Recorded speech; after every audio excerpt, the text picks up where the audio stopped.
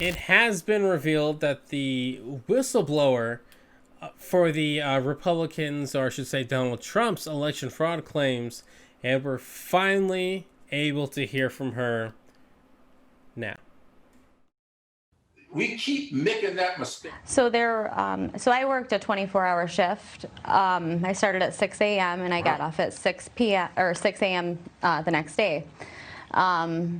So I started at 6 a.m. November 3rd, got off at 6 a.m. November 4th. So I was there during their day shift and their night shift. The city provides the workers with food for their shift. Well, they only had enough food for 1/3 of their workers. Oh boy. So that is the reason why they were claiming that these vans were brought in. But these vans did not have food taken out of them. And the vans that showed up, they were supposed to be filled with food. What did they have in them? Do you know? I never saw anything being brought out of the vans. I know that whatever was being brought out of the vans was being brought out of the back of the vans, but I was not allowed over in that area at all. But the vans were definitely not big enough to be carrying enough food for 2/3 of those workers. The vans weren't big enough. We finally have a face for election fraud in America, and this also comes after another person went on Lauren Ingram's show on Fox News and said that a Biden van pulled up, the big Biden sticker on the side, and all of a sudden they start pulling envelopes out and then pulling ballots out and then they bring the ballots in. Which I don't know about you, Kelly. I'm not a criminal mastermind, but if I'm gonna commit a crime, I'm not gonna get a van with my logo on the side of it. Right, you wouldn't show up in a van with a giant crime on the side of it, would you? Yeah, no, I mean, I'm not a mastermind. I don't know how this is done. I don't know how this works, but I feel like that's not a good idea. Yeah, I mean, we've seen over and over again these whistleblower, so-called these claims of election fraud are absolutely ridiculous. You know, we saw one guy who, they tracked him down, started talking to him. He said, well, actually, I was pressured into this statement. And he took it all back. We saw another person who was, saying, well, they were using sticky notes, and then people are like, what? And, we saw the Sharpie gate in Arizona where it's, the Sharpies don't really work. And then the officials were saying, no, Sharpies absolutely work. They're the best thing for the system. These claims have just been ridiculous. I mean, that's why they've gone something like, it's hard to keep up, the pace they're losing election lawsuits, 6, 7, 9 in a single day. Judges have tossed this stuff because, they're saying this is hearsay of hearsay, or stuff like that I saw some vans, or there was a station that was saying, here's, people are saying there's the suspicious man taking this equipment inside, and then the station came out and said he's not suspicious, he's our photographer, that's a camera and the rest of his equipment he's taking inside. We know him. These claims have nothing behind them. I know, you could think that they could figure out something better to just throw out there. But yeah, it's insane just how much bullshit is going around. I mean, really, and it's funny how they get to a court of law and obviously a judge is like, I'm not putting up with this kind of bullshit. And so these lawsuits are getting thrown out left and right. They're just kind of like, well, yeah, we want to sue because this election is fraudulent. And the judge is like, well, show me some evidence. And they're like, well, we don't have any evidence. Yeah, I mean, and we saw that with the poll, the Republicans saying that the people verifying the ballots weren't allowed to stand close enough or what have you, and then the judge saying, well, how far were they? 50 feet, 100 feet, and they were 6 feet away, and it's like, cool, come on, man, like what about what more do you want? Like, exactly, and it's like, you're not the one actually looking at the ballot. You're looking at the people looking at the ballot. Exactly. It's a pandemic. These poll watchers, Oh, they're saying they're keeping the Republicans out, and they're like, no, they're in there. And they're standing next to the Democratic poll watchers doing the same thing. And it doesn't make sense. Like, look, if Democrats are trying to really rig this election, how did Lindsey Graham get reelected? How did Mitch McConnell get reelected? And how did they lose seats in the House? Yes, yeah, I think that's the best argument here. Again, I'm not a guy who does crimes. I'm not a big crime doer, but if I was going to commit election fraud, I'd go big or go home. I wouldn't be like, oh, let's just win the presidency. We'll lose some seats in the House. We'll, lose the Senate. But just the presidency, that's fine. No one's going to commit massive election fraud on a nationwide scale and not try to take you just wouldn't do that. It's like knocking over the federal mint to, steal the vending machine. Like makes no sense.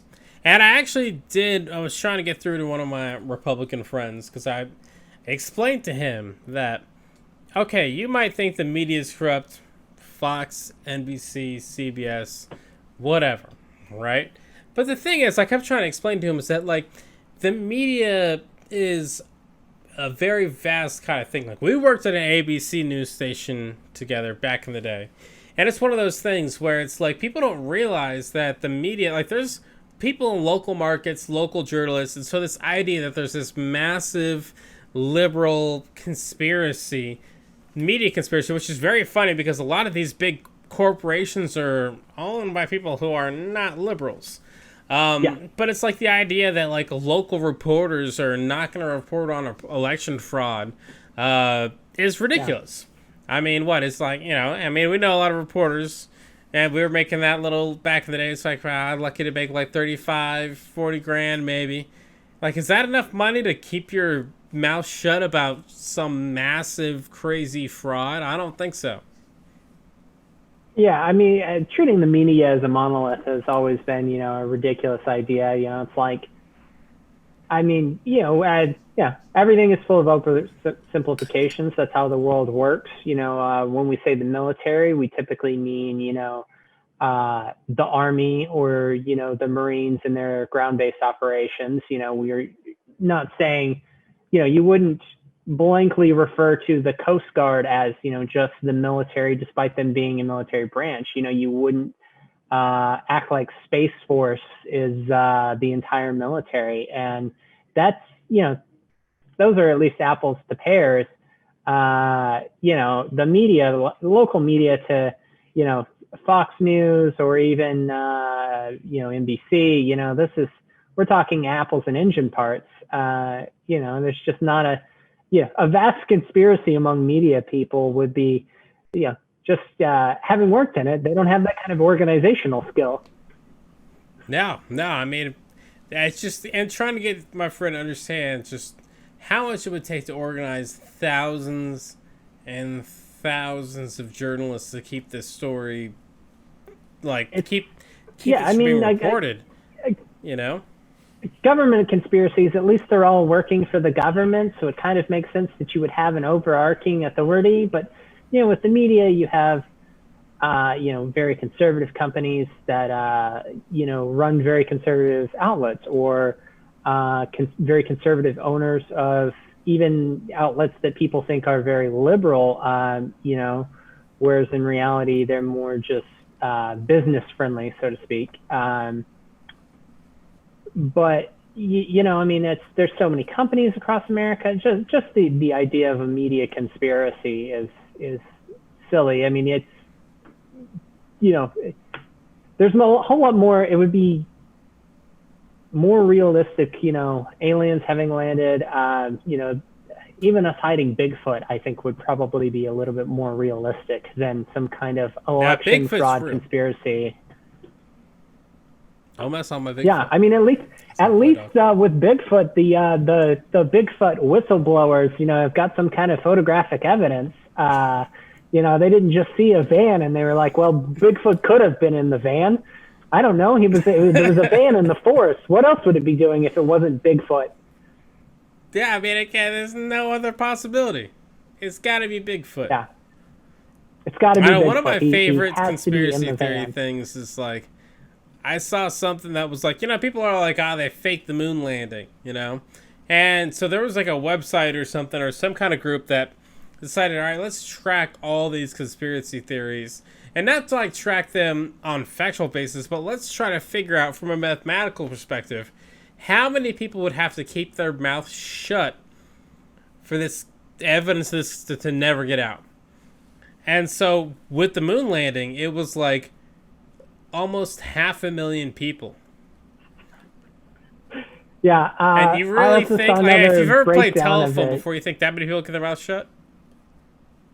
Yeah, I mean, I saw another breakdown of it that, saying that it would have actually been, with the technology available at the time, would have been more expensive to fake the moon landing than it would have been to just go to the moon. Somebody, counted up, that basically you'd have to invent technology that didn't exist at the time, to get the photographs the right way, get the video the right way. Just doing that much, the whole process would have actually been more expensive than what we spent on going to the moon. Really the only thing to come out of the moon conspiracies is one pretty good movie starring O.J. Simpson, which has not aged well. Nope.